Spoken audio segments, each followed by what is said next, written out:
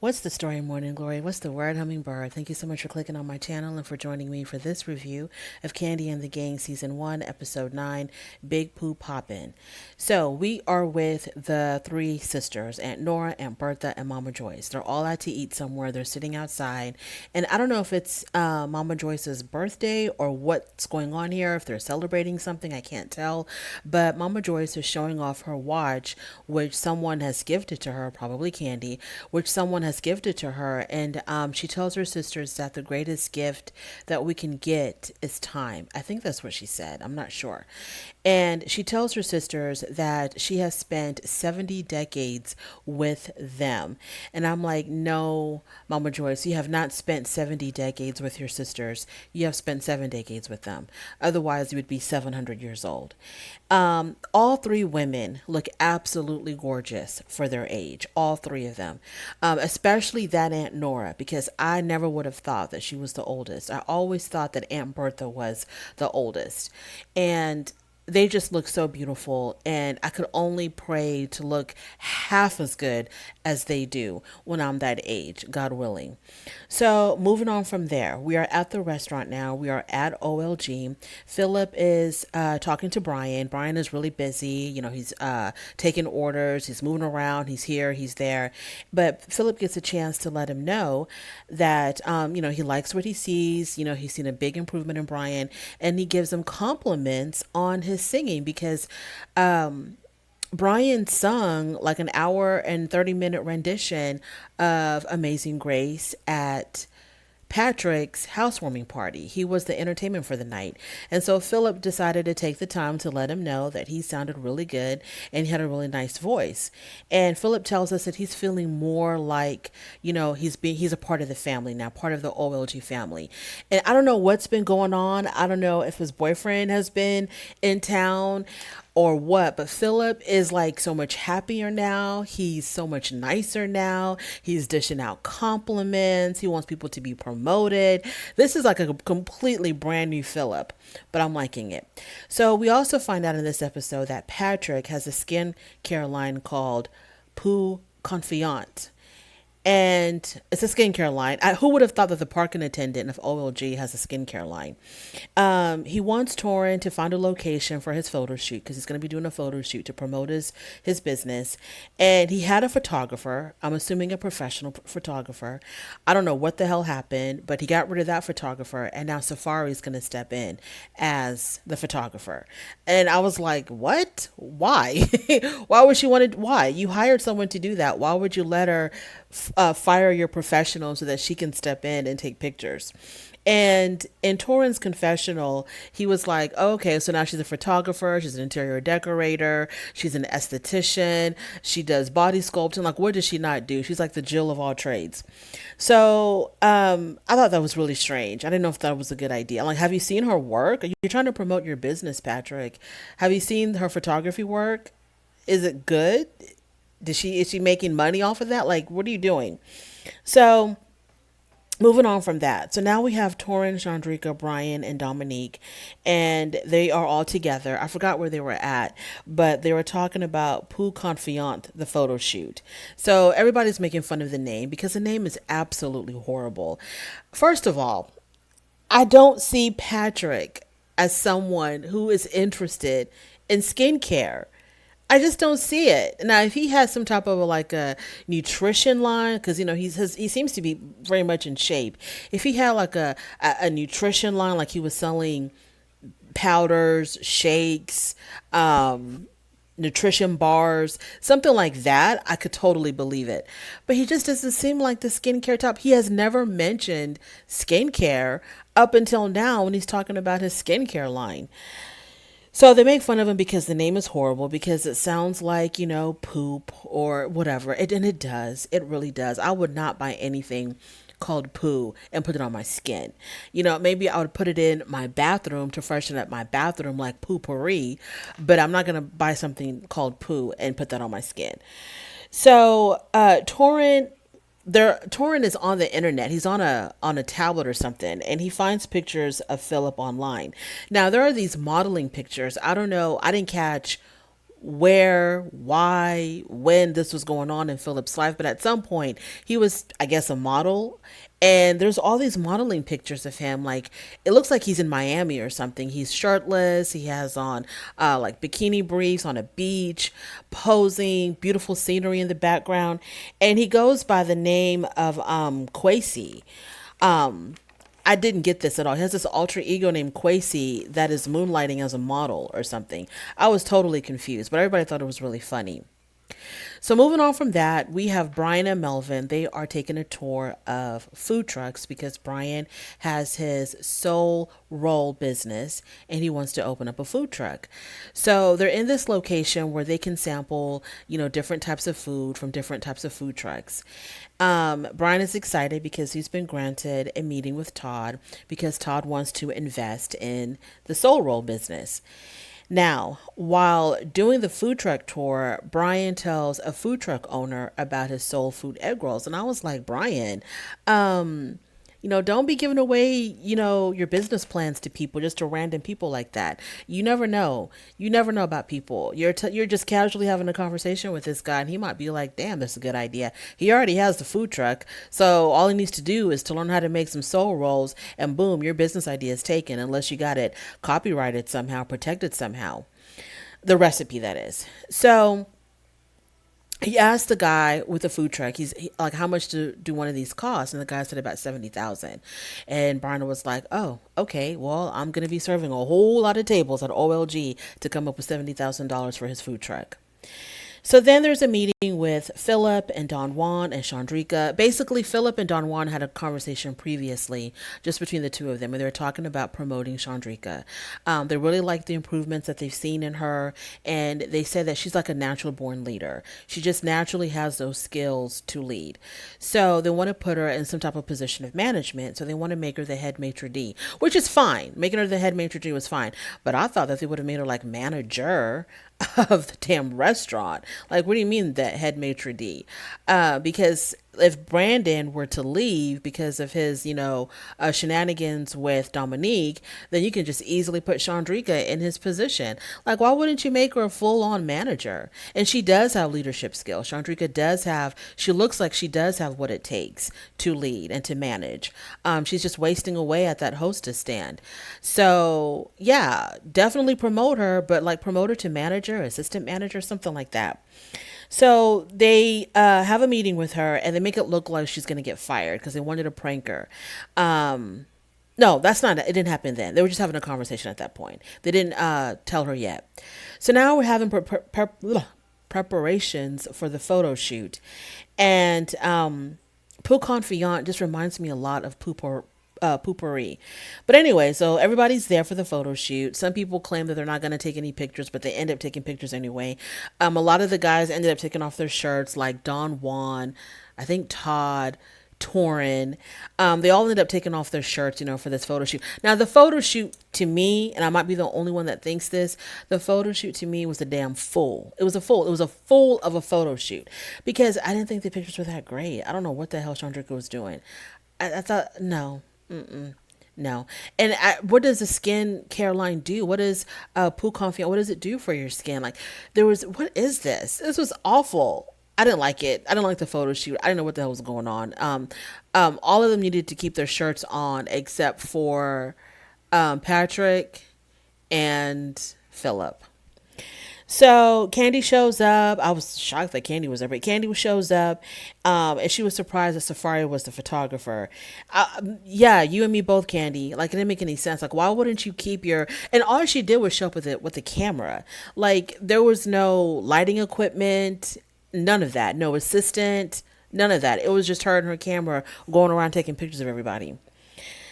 So, moving on from that nonsense. Now they're looking for a new bartender because I think it's because of the fact that Dominique is going to be leaving. She is going to be dancing for Rick Ross, and they're going to be traveling. I think they're going to be going to England. That's, I think, the first stop. So she's going to be gone for quite a while.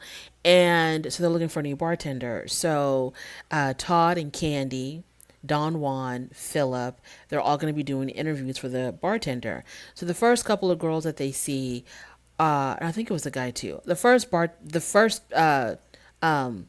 potential bartenders that they see, candidates, the first candidates that they see, they're great. They have a great personality. They know a lot about making drinks. And then Philip says that his brother's girlfriend came for an interview as well, but she was outside throwing up. And I don't know if it was Philip, I think it was Don Juan that told Kandi and Todd that the girl is out there and she's drunk. She shows up to her interview for a bartending position drunk.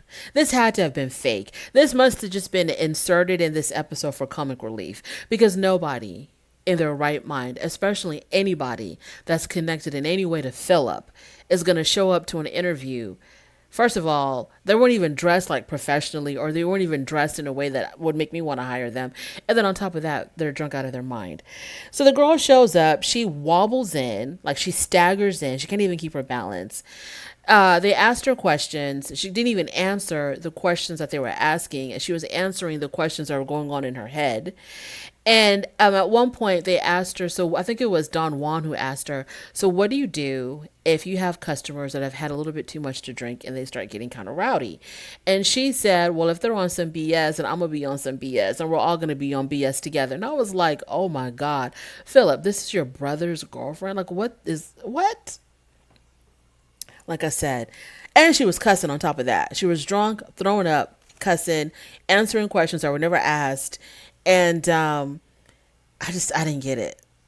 I didn't get it at all, because you would think that, no, you would think that he would know his brother's girlfriend well enough. Like, yeah, I don't think she's a good fit for OLG. I can't bring her around Kandi and Todd.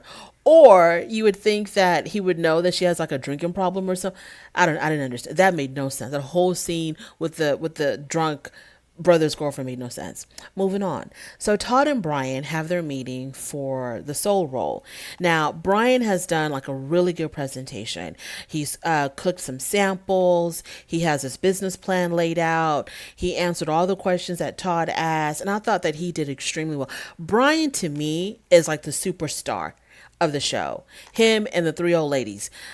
To me, Brian is the superstar of the show. I want to see more and more and more. And what I like about Brian, not only is he funny and just plain entertaining, he's also like smart. The things that he says makes a lot of sense, and he's really quick too. He's very, very quick witted. And I just love Brian. I can't get enough of him. So if this show comes back for a season 2, I am definitely watching if Brian is in it.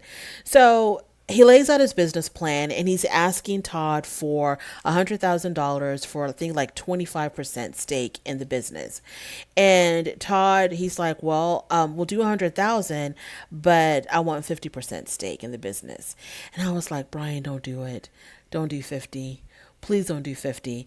But I think he ended up agreeing to Todd having 50% control of his business for 100K. It is what it is. I mean, I'm pretty sure they're going to make money, because the way that people talk about these soul rolls, like they're absolutely delicious.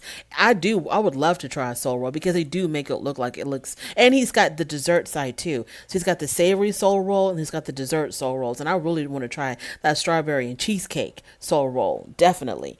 So yeah, it looks like, it was, now Todd kind of came off to me as a little bit like, conniving, like he's really trying to get over on Brian so that he can make a buck. That's how I kind of felt like about Todd. Like, he really wasn't like, okay, let me help this young black man who's trying to get his life together. He came from the depths of hell with his addiction problems, and now look at him. He's starting his own business. He's holding down a job at OLG. Looks like he's completely sober. He's doing his thing. So let me help him out. But he seemed kind of like he didn't care about none of that. He wants to make money. Like, Todd is going to make sure that he makes money out of this deal, even if it's to the disadvantage of Brian. That's how Todd came across to me. But I guess that's what it takes to win in business. But I thought also that they were going to put the soul rolls on the menu. So I thought the whole entire meeting was for putting the soul rolls on the menu. Then I remembered, oh yeah, Brian he wants to have his own food truck and sell his own stuff. So Then all of them, I don't know what day it is, the next day, the next week, I have no idea. Everybody at OLG, except for Philip. I don't think Philip was there, but everybody at OLG was doing, I don't know what they're called, but it's like a traveling bar. And so you have like, it's like literally a bar serving drinks, all of that. But, and y'all are, the people that are there are going to be bike pedaling. So there's like a row of seats on one side, a row of seats on the other side. Every seat has pedals on it, and you maneuver the thing by pedaling. And of course, there's a driver in the front directing the whole thing or navigating the whole thing down the street. So, anyways, that's what they're doing. I didn't pay too much attention about this conversation because I was watching it with my husband. And whenever I watch my shows and my husband's there, he has a lot of questions and he has a lot of commentary. And so I can't even really concentrate on what's going on. And it's just not worth it for me to continue to rewind, rewind, rewind. So I don't remember what they were talking about, what like the gist of their conversation was. What I do remember was Dominique was talking about her mom. And somebody had asked her about her. Oh, yeah. Brandon talked about how he wanted to get serious and he wanted to get married and he wants to have children. He's really big on family.